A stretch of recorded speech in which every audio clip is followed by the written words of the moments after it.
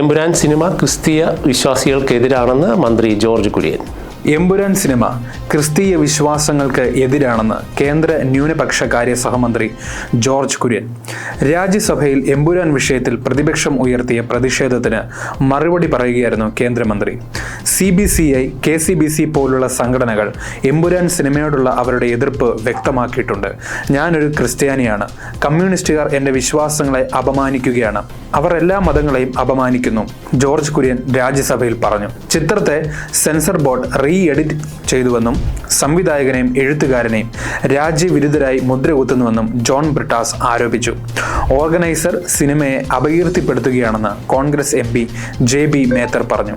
എമ്പുരാൻ വിഷയം ഇരു സഭകളിലും ചർച്ച ചെയ്യണമെന്ന് ആവശ്യപ്പെട്ട് ജോൺ ബ്രിട്ടാസ്, A റഹീം, ഹൈബി ഈഡൻ, ബെന്നി ബെഹനാൻ, P സന്തോഷ് കുമാർ ഉൾപ്പെടെയുള്ള MPമാർ നോട്ടീസ് നൽകി. ചിത്രത്തിനെതിരെയുള്ള പ്രചാരണം അഭിപ്രായ സ്വാതന്ത്ര്യത്തിന് എതിരാണെന്ന് നോട്ടീസിൽ MPമാർ ചൂണ്ടിക്കാട്ടുന്നു. രാജ്യസഭയിൽ നോട്ടീസ് തള്ളിയതോടെ ഇടത് MPമാർ സഭയിൽ നിന്ന് ഇറങ്ങിപ്പോയി. ലോക്സഭയിലും സ്പീക്കർ നോട്ടീസ് തള്ളിയതോടെ പ്രതിപക്ഷം പ്രതിഷേധിച്ചു.